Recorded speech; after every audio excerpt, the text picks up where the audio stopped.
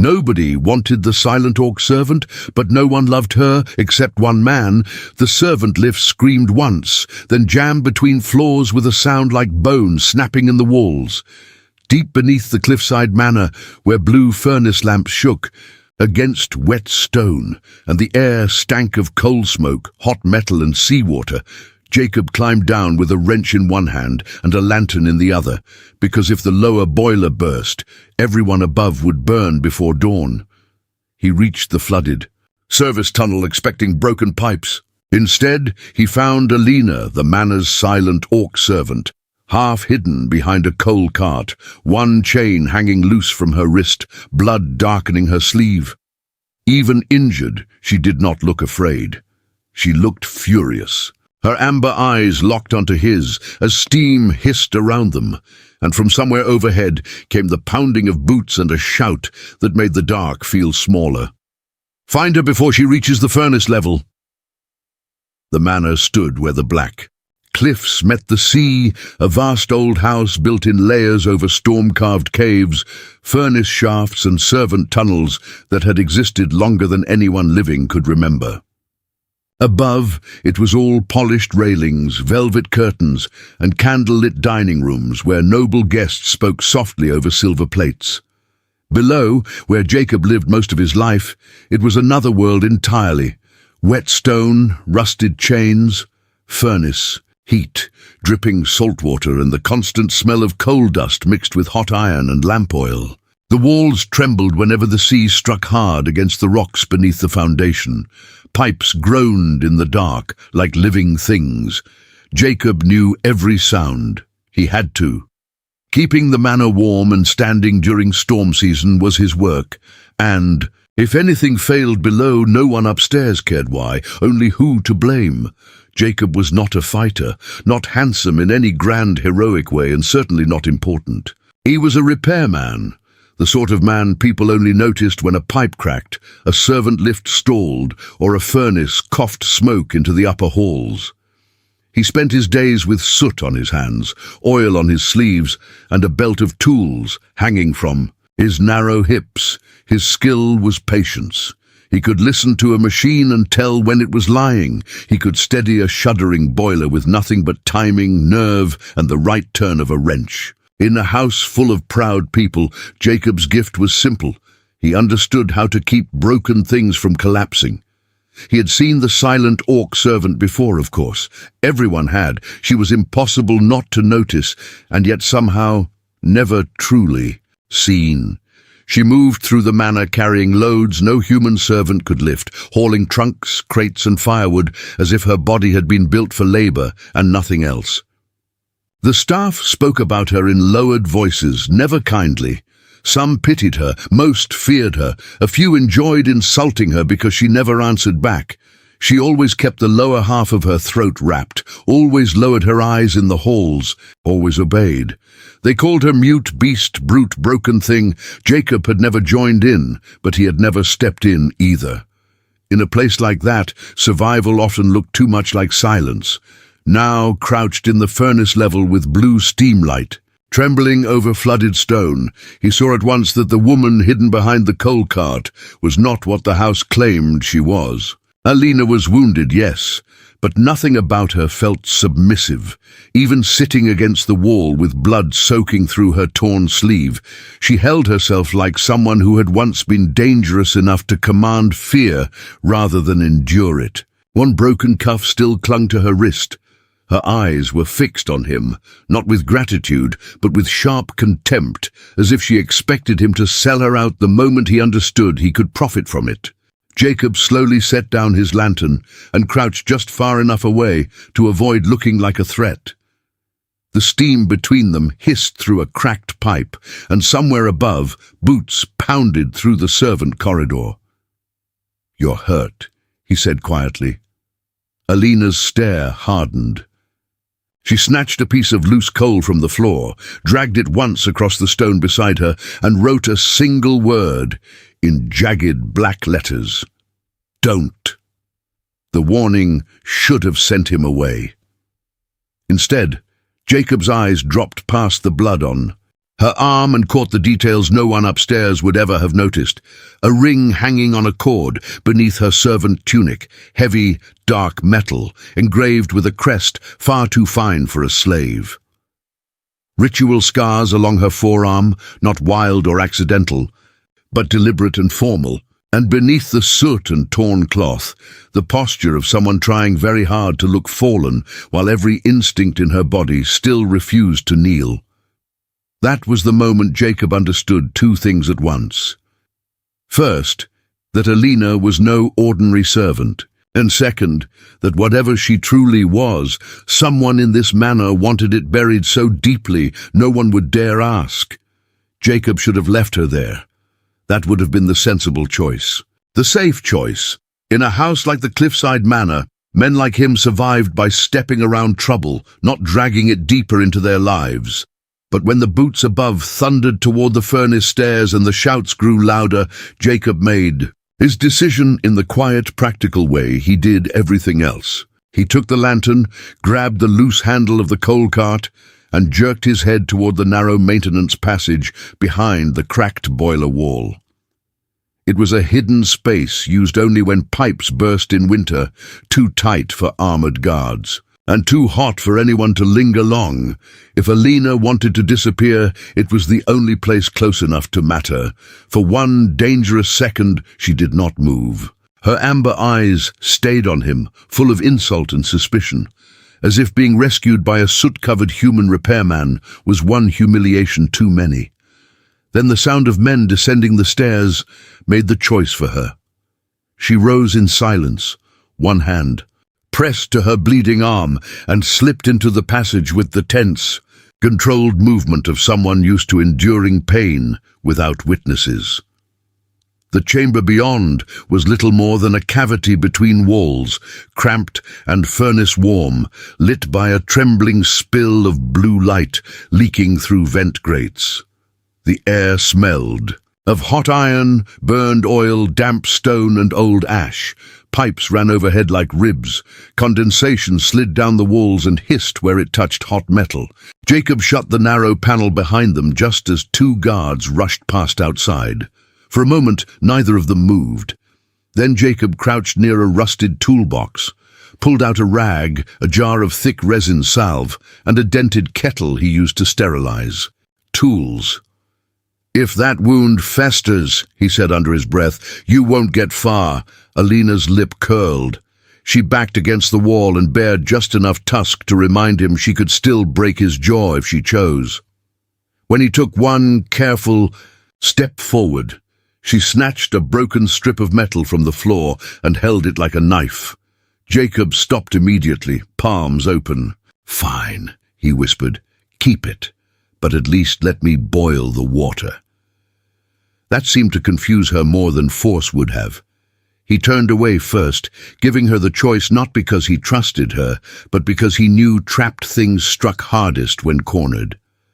He lit the small burner beneath the kettle, checked the pressure in the side valve by instinct, and waited until the water muttered into steam. All the while he talked, not to pry, not to soothe her, but because silence in a room like that felt too much like a grave. He told her what he was doing, told her which pipe fed the east wing radiators, told her the upper lift cable had been fraying for weeks, and no one listened when he said it needed replacing. Told her not to touch the red wheel unless she wanted the whole wall to scald them alive.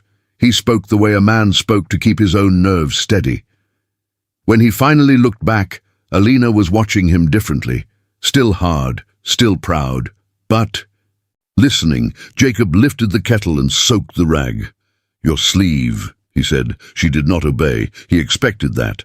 Instead, after a long, bitter pause, she used her uninjured hand to tear the cloth away herself. The wound was deep, more a slash than a stab, and angry around the edges, as if made by a hooked blade meant to tear muscle, not simply cut skin. Jacob's face tightened. That wasn't done by servants. At once, Aleena's expression shut like a door. He cleaned the wound as gently as he could, though she flinched only once, and even then it seemed to offend her that he noticed. Her body was powerful, all restrained force and battle-bred muscle, beneath plain servant cloth, but she held still with the rigid endurance of someone who considered pain a private matter. Jacob worked quickly, applying the salve, wrapping the arm with strips of clean linen torn from an old furnace cloth.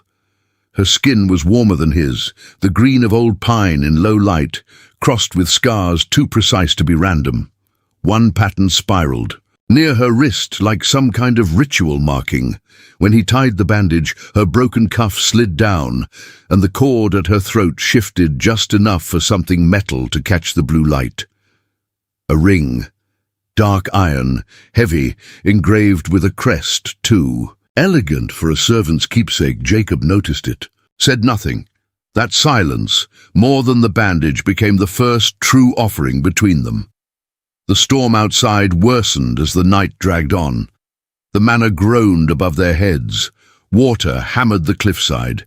Then, with a sound like a giant shriek, one of the pressure valves in the adjoining chamber began to scream. Jacob swore softly and lunged for the side hatch. Aleena moved first. She rose at once, grabbed for the shrieking pipe with brute force, clearly intending to wrench it shut or rip it free before it burst. Jacob caught her wrist before she could. The contact startled them both.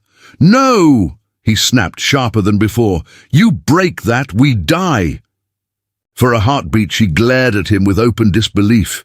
To her, strength meant stopping the problem with force. To him, force used blindly was what caused explosions. Jacob shoved past her, braced one boot against the floor, and began releasing. The pressure in careful bursts, turning the wheel by fractions, listening between each hiss, counting seconds under his breath. Steam blasted his sleeves. Metal screamed. The chamber shook. Aleena stood frozen, watching. Bit by bit, the shriek eased. The pipe settled. The danger passed. Jacob leaned his forehead briefly against the valve, breathing hard. "That," he muttered, "is how you keep a boiler from killing you." When he looked back, Aleena was still staring at him, not with contempt this time, but with something far rarer. Recognition. Later, when the chamber quieted and the danger had receded into the walls again, Jacob scraped together a meal from what little he had. Coarse barley mash, broth thickened with onion, a scrap of smoked fish and bitter herbs meant more for warmth than taste. He set the bowl near her and returned to the burner without a word. She ignored it for a long while. Then, when she seemed sure he would not watch her humiliation too closely, she picked it up and ate. The moment was small. It would have meant nothing to anyone else, but Jacob understood what it cost her. Aleena was not softening because she had become helpless. She was softening because for the first time in a very long while, someone had offered care without trying to own her. Much later, when the blue lamp had burned low and the storm became a constant moan beyond the walls, Jacob noticed her sitting near the furnace grate, 2 fingers pressed briefly to the warm iron before she closed her eyes. It was too deliberate to be habit. The next time she did it, he touched the grate himself, then looked at her in question. Aleena hesitated. Then, with a piece of charcoal from the burner, she bent and scratched 2 rough symbols on the floor stone. A flame and an eye. Jacob frowned, then understood. Fire sees, not fire warms. Not fire protects. Fire witnesses. He looked at the scars along her arm, the silence forced onto her throat, the way she held herself upright even in pain, and felt something in him shift. Whatever people upstairs called her, beast, brute, servant, they had not been speaking about the truth. They had been speaking about what it was convenient to believe, and when Aleena glanced at his hands, burned, rough, blackened by work, she seemed to see something too.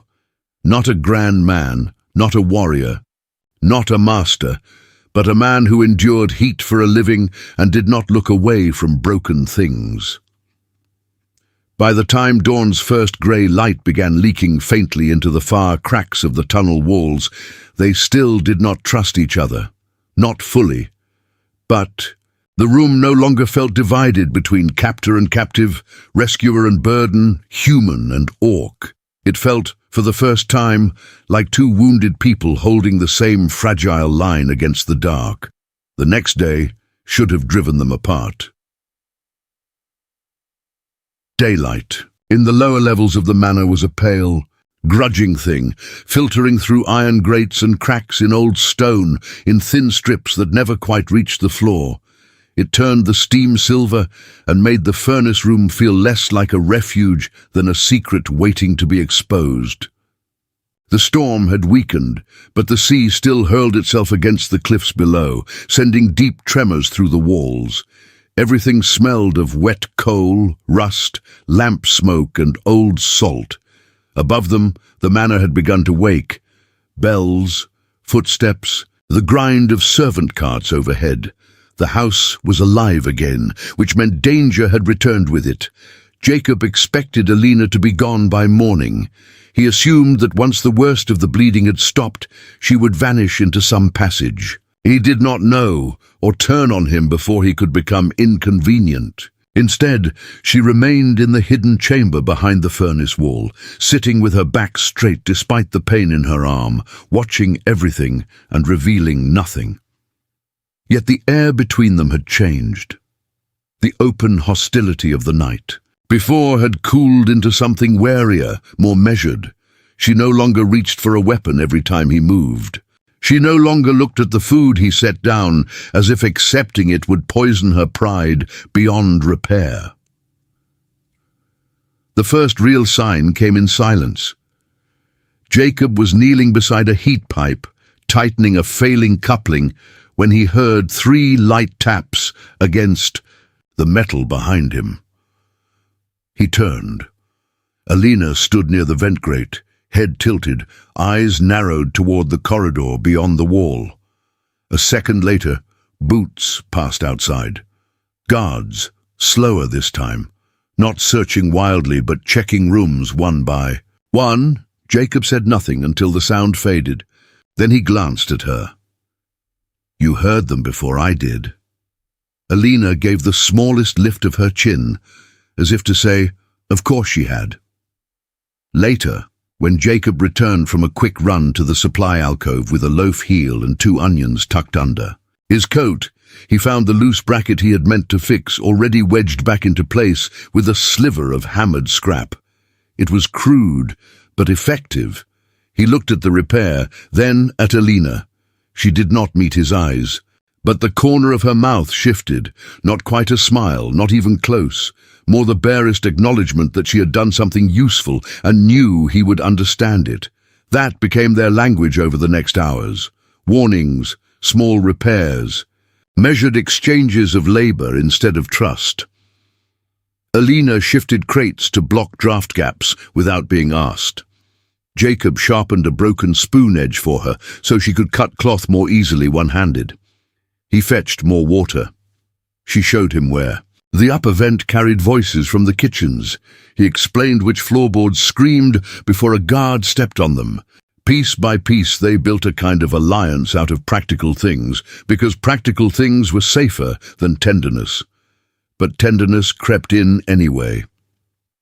By evening, the wound in Aleena's arm had begun to burn hot beneath the bandage.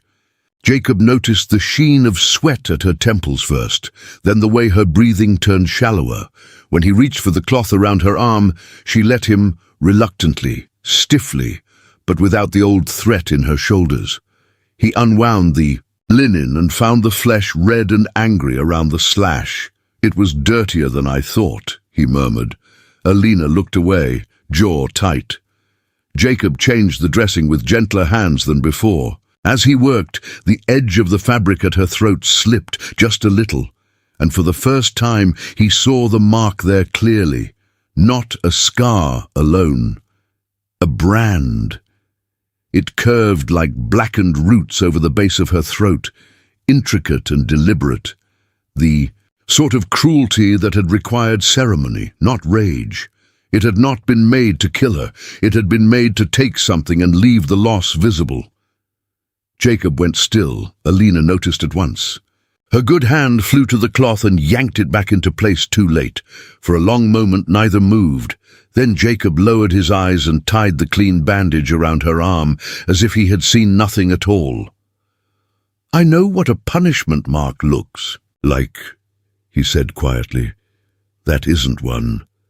Aleena's expression hardened with old shame and old fury, but beneath it he caught something else, fear, not fear of him. Fear of being known incorrectly. He leaned back against the pipe and wiped his hands on his already filthy sleeves. "I used to work a lighthouse engine on the north coast," he said after a while, surprising even himself.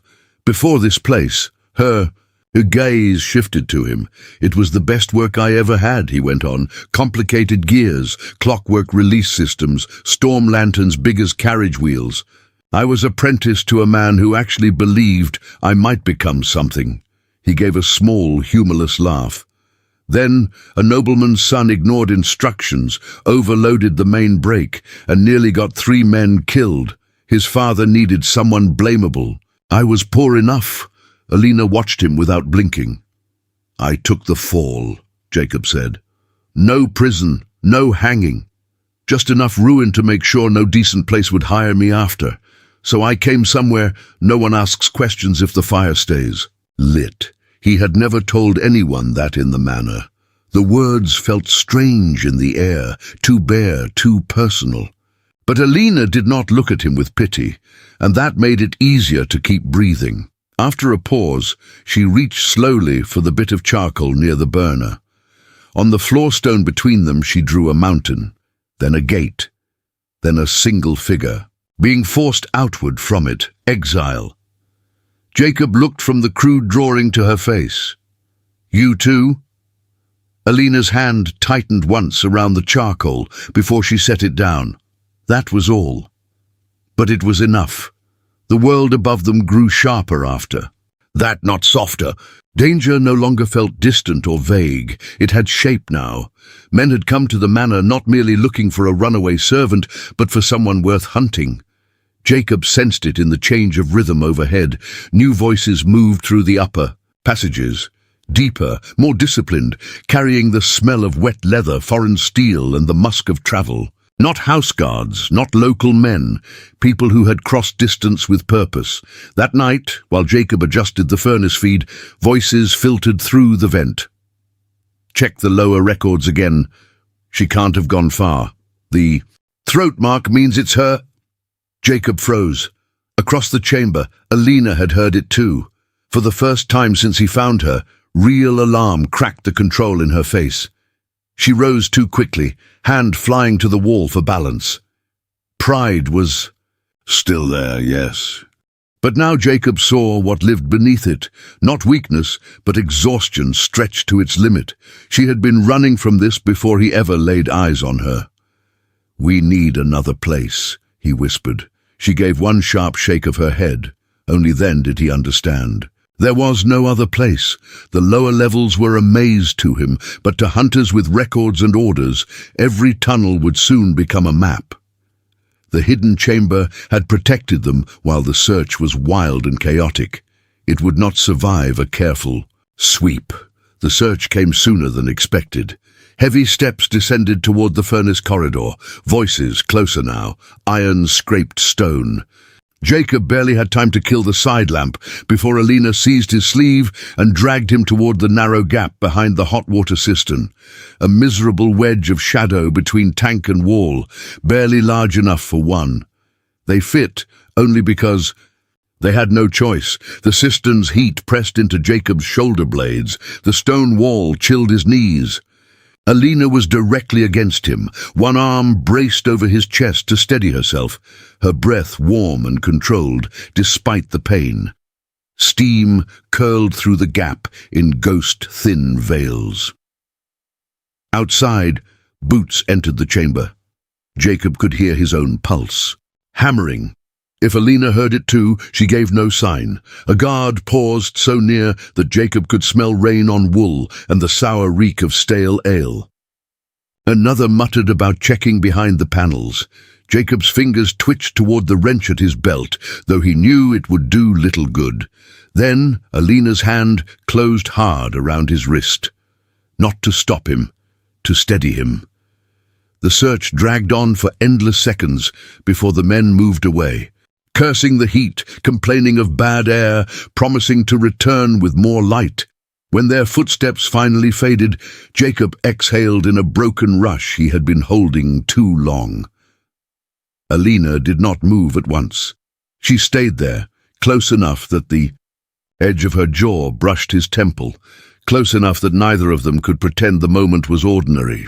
Then very slowly, she loosened her grip on his wrist, but not before her thumb shifted once against his pulse, as if counting it, memorizing it, or assuring herself that it was still there.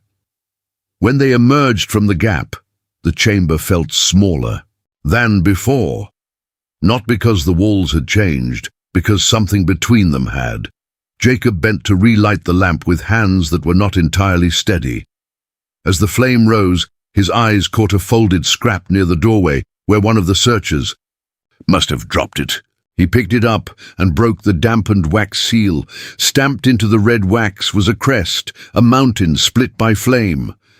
His gaze flicked at once to the iron ring hidden on the cord beneath Aleena's tunic. The shapes were not identical, but they were close. Enough to make his stomach tighten. He lifted the paper slowly, looking at her across the dim chamber.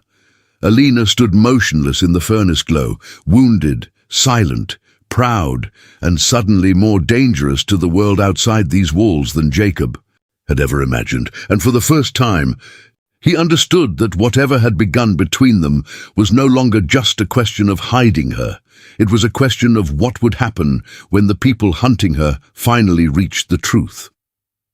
The truth did not arrive gently.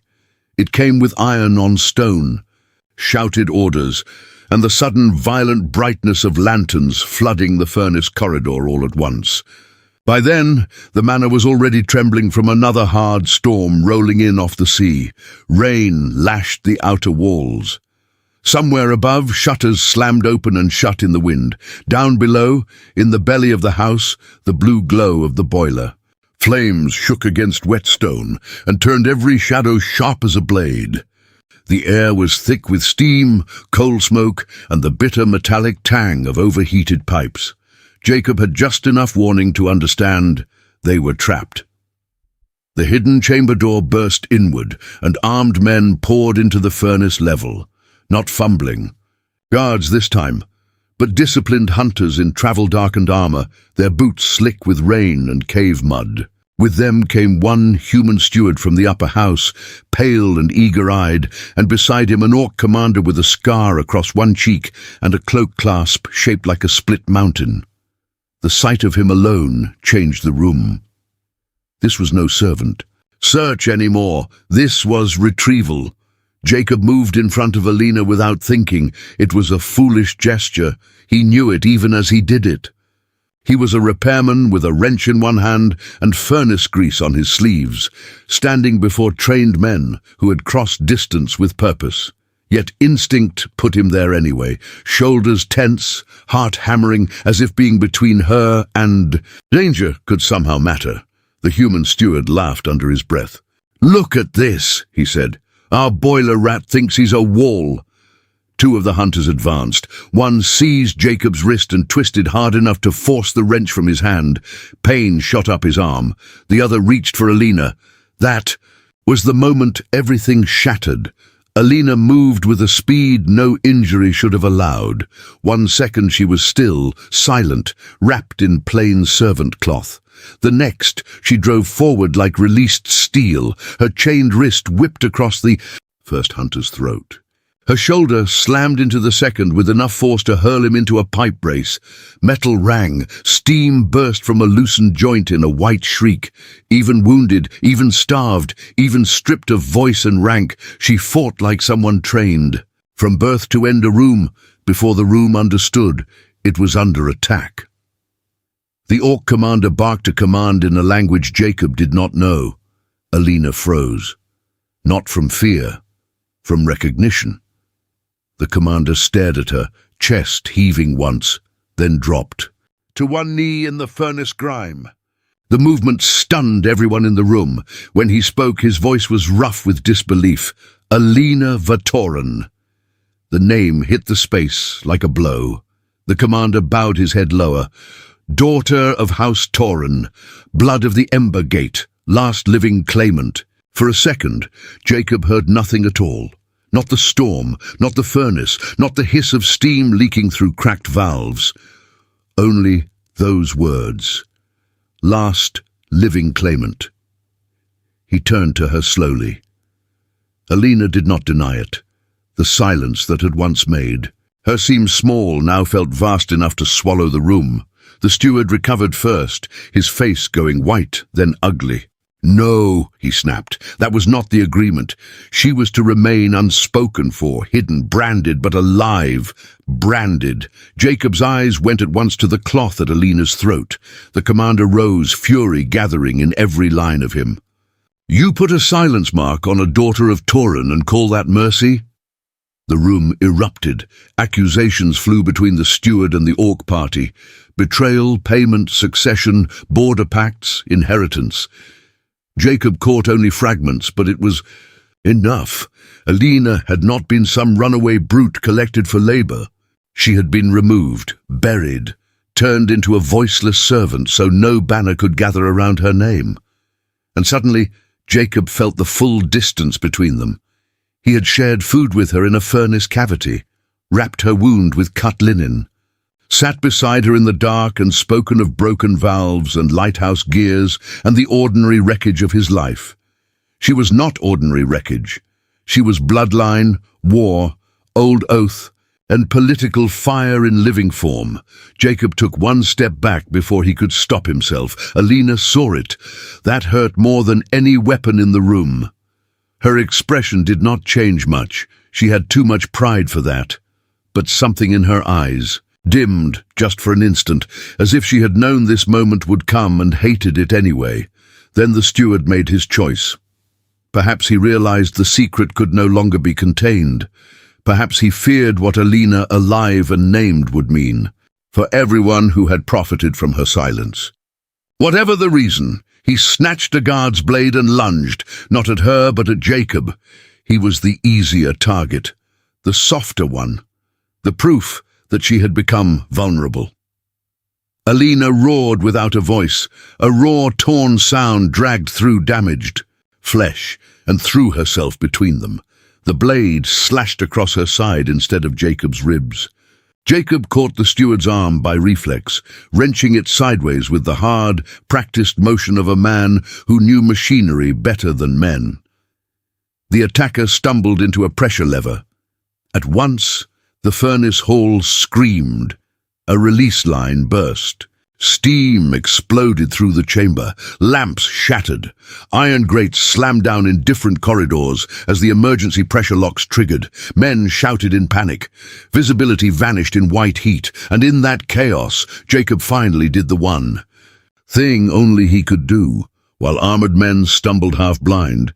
He dove for the central valve bank, burned his palm on the wheel, and began rerouting the steam through old service lines he knew no outsider could read. One turn locked the east corridor. Another vented boiling clouds between the steward and the commander's men. A third sealed the stairwell for precious seconds. He could not outfight them, but he could turn the manor itself against them. Across the shrieking furnace light, Aleena looked at him through steam and pain and blood. No longer hidden, no longer just the silent servant from the lower halls.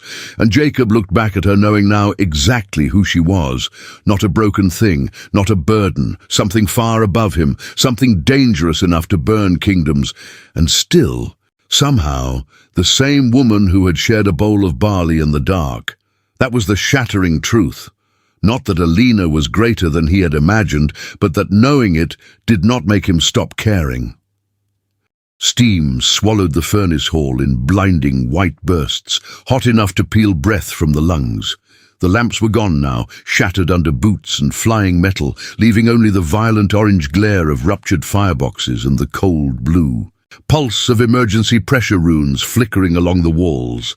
The manor shook around them, as if the storm outside had finally found a way inside. Rain hammered the upper stone. Below, the old bones of the house screamed through pipes and iron braces. Everything smelled of burned oil, seawater, blood, and scorched copper. Jacob could barely see, but he knew the furnace level better than he knew his own face. He kept one hand on the valve bank and the other over his mouth as he stumbled through. The steam twisting release wheels by memory, counting turn lengths under his breath. One wrong adjustment and the whole lower chamber would become a boiler tomb. Behind him came shouts in 2 languages, then the crash of bodies, then the brutal metallic groan of a support chain snapping loose. "Jacob!" The voice was ruined, shredded, dragged through pain, but it was a voice, her voice. He turned too late. A falling gear assembly tore free from the ceiling track and slammed down across the catwalk where he had been standing. The impact threw him sideways against the stone. Pain burst across his ribs. Before he could fully breathe again, the edge of the twisted assembly pinned his leg and trapped him beneath a rain of sparks and bent iron. For a moment, the world narrowed to heat and weight. Jacob gritted his teeth and shoved uselessly against the wreckage. It did not move. He forced himself to stop. Panic was how people died in machine rooms. He dragged in one careful breath, then another, listening past the pain.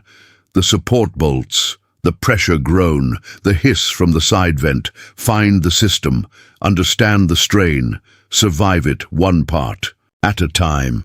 He heard boots splashing through runoff and looked up through the steam.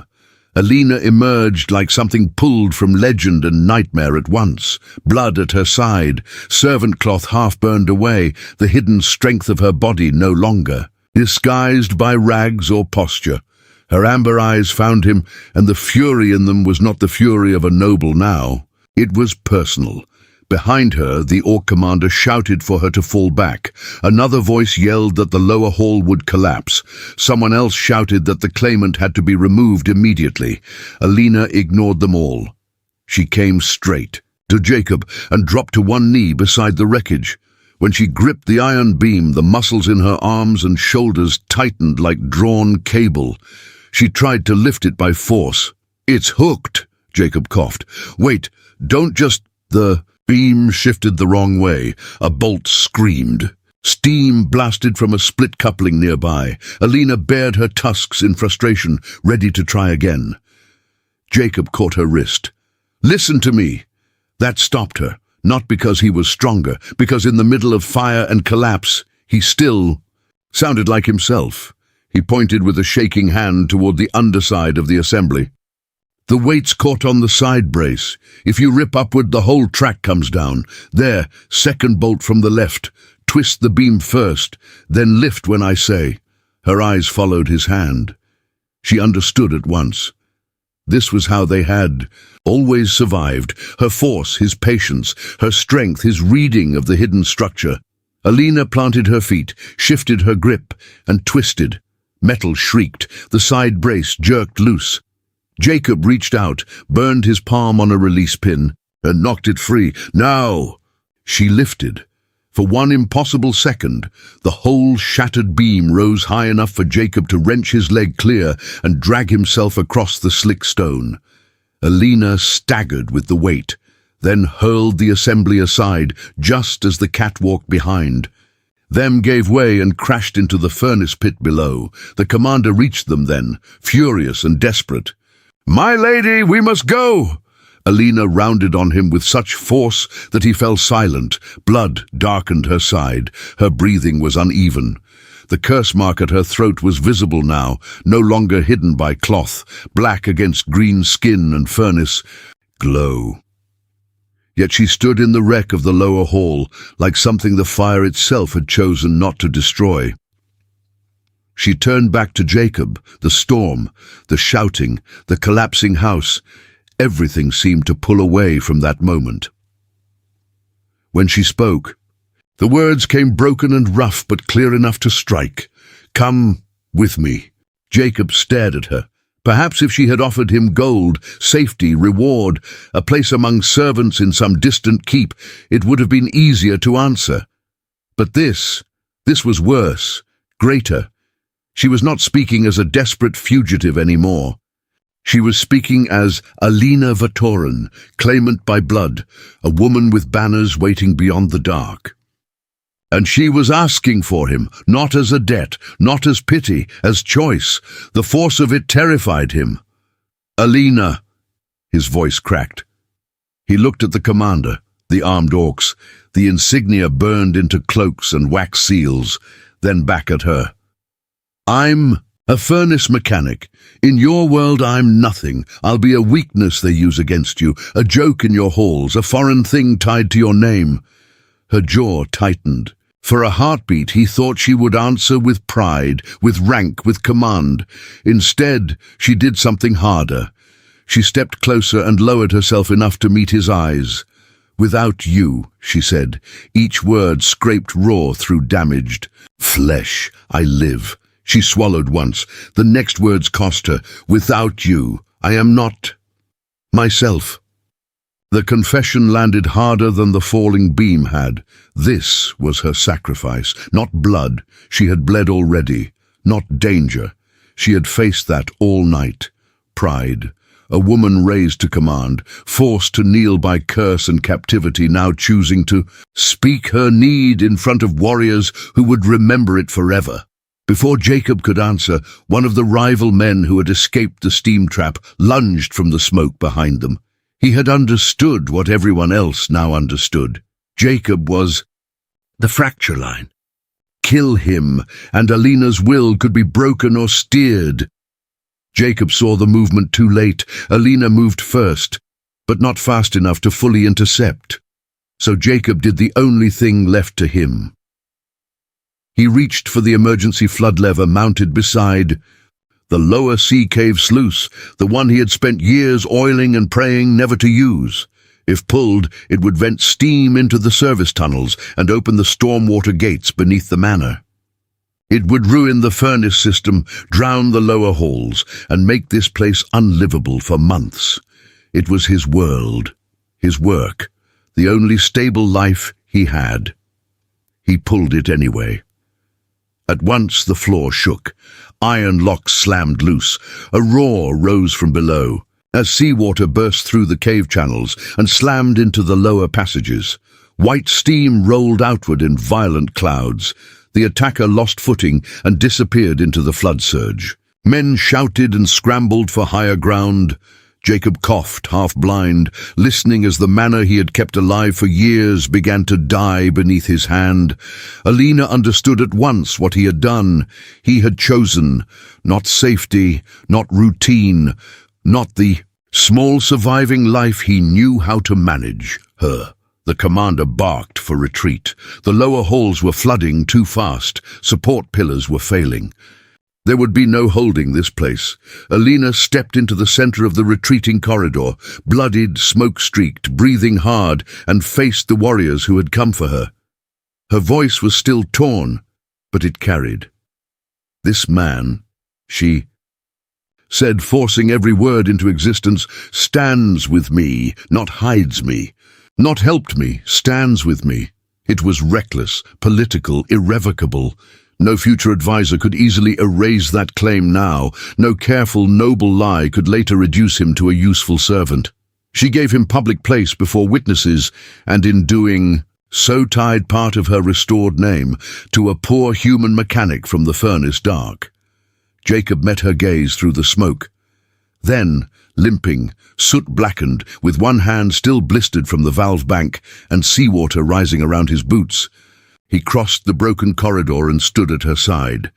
That was the choice, not the promise of an easy world, the acceptance of a hard one. Above them, the bells of the collapsing manor began to ring wildly in the storm, and together they walked out. Of the burning lower hall toward a future, neither could survive alone. The journey back to Aleena's homeland is not triumphant. It is cold, slow, and heavy with consequence. The storm behind them dies, but nothing truly feels cleansed. Jacob leaves the cliffside manor with no possessions beyond his tools, a wrapped hand, torn boots, and the clothes still carrying the smell of coal smoke and seawater. The manor had been a miserable place, but it had also been the only structure holding his life together. By opening the floodgates, he did not simply destroy a building, he destroyed the one small world where he understood his place. That loss should be felt. He is not riding toward glory. He is walking away from the ashes of the only life he knew, beside a woman whose future is larger and harsher than anything he would have chosen for himself. Aleena's return to her people is no easy restoration either. Her name opens gates, but it does not heal the years stolen from her. The volcanic stronghold of House Tauren rises from black mountain stone under a sky streaked with ash and winter light. Nothing like the salt-soaked gloom of the manor. The air smells of forge smoke, pine resin, snow, and hot metal. Towers burn with beacon flames. Warrior banners snap over high walls. Everything feels vast, ancient, and watchful. Jacob sees at once that this is a world built for endurance, ritual, and visible strength. It is beautiful, but not welcoming. Aleena is received with shock, then division. Some kneel when they see her. Some stare at the curse mark on her throat and hesitate. Some rejoice at her survival, while others quietly calculate what her return threatens. She is not stepping into peace. She is stepping back into a wound left open for years. Her survival brings old rivalries back to life. Her silent scar makes some question whether she can lead as she once might have. Her time in captivity has not made her smaller, but it has made her politically dangerous in unpredictable ways. Jacob becomes the most visible symbol of that discomfort. He is the human. Beside her, the outsider, the proof that during exile and degradation, the one person who stood with Aleena was not one of her own blood or rank. That embarrasses some. It angers others. A few see him as weakness, a few see him as manipulation, a few assume he must be ambitious, that no poor human would stand beside a claimant unless he wanted status from her. Jacob understands quickly that no one here sees him as merely a man. This is where the emotional resolution deepens. Jacob is not magically admired because he helped her survive. He struggles. He cannot read half the rituals. He does not understand the hierarchy of who speaks first in council halls or why certain silences are sacred. He feels his human smallness constantly in the height of the warriors, in the old scars worn proudly at ceremonial fires, in the sense that everyone around him belongs to a history he has not earned. More than once, he wonders whether loving Aleena and standing beside her will eventually cost her more than it gives. But the story should not let him become tragic furniture.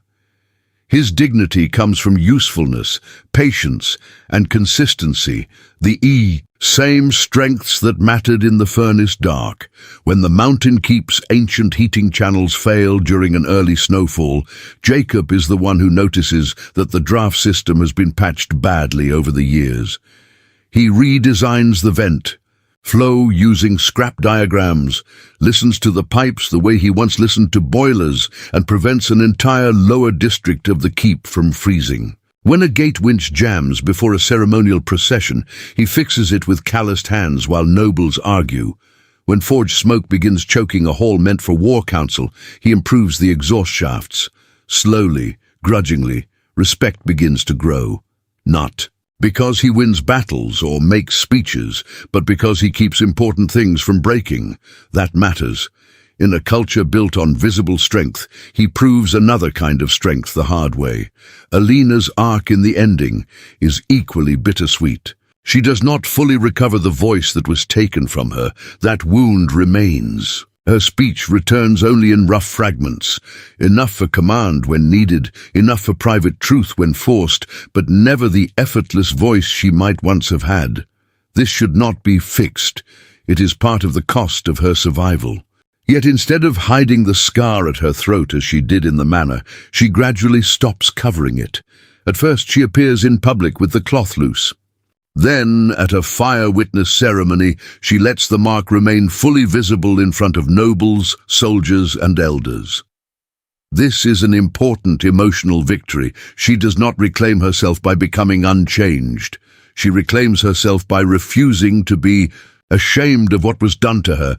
Their bond in the ending should feel quiet, mature, and earned rather than dramatic. They are not made soft by love. They become clearer through it. Jacob learns when to stand beside Aleena and when to give her space to carry her own authority. Aleena learns that being seen in weakness did not make her lesser, and that choosing someone outside pride and bloodline was not humiliation. It was truth. Their intimacy can be shown through small actions. Jacob warming metal fasteners before. Aleena dresses for the cold. Aleena silently placing a cup of bitter mountain broth by his work table late at night. Jacob adjusting the mantle clasp near her scar without treating it as something fragile. Aleena resting her forehead briefly against his when words cost too much. The external conflict resolves, but imperfectly. Aleena secures her place, not as an unquestioned ruler, but as a claimant, too alive and too respected to erase again. Some enemies bend the knee, others retreat into political silence, waiting for future chances. That unresolved tension helps the ending stay earned instead of fairy tale neat. Love did not end conflict. It only gave them a reason strong enough to endure it together. The strongest callback comes through the broken iron cuff from the furnace tunnels. Jacob kept it after removing it from Aleena's wrist, perhaps without even realizing why. In the mountain forge, that cuff is melted down and reforged, not into a weapon and not into a crown, because those would make the symbol too obvious. Instead, it becomes a dark iron mantle clasp worn at Aleena's throat. The thing once used to mark ownership is remade into something chosen, functional, and visible. It sits over the edge of the scar, not to hide it, but to frame it differently. This is the emotional heart of the resolution. What once signified captivity is transformed by labor, fire, and intention into identity. The final symbolic image should linger. At the edge of the stronghold, where black volcanic soil meets a sheltered terrace warmed by underground vents, Jacob has managed to grow a small white sea flower from seeds he carried unknowingly in the fold of an old tool wrap from the cliffside manor. It is a flower from his old world, something fragile, salt coast human. It should not survive in Orc Mountain earth. And yet it does, rooted in dark soil beside forge-heated stone. In the last scene, dusk settles over the keep. Beacon fires burn below like scattered stars trapped on earth. Snow clings to the far ridges. Aleena stands in ceremonial armor, scar visible, mantle fastened with the iron clasp forged from her old chain. Jacob kneels beside the small white flower growing from black ground, brushing soot-dark fingers lightly over its petals to shield it from the wind. Aleena steps beside him. No grand speech is needed, just her presence, his hand near the flower. The mountain firelight reflecting in both their eyes, a human flower growing in Orc soil, not unchanged, not where it began, but alive. If you had to choose between a safe life where no one truly sees you, or a difficult love that changes everything, what would you choose, and why?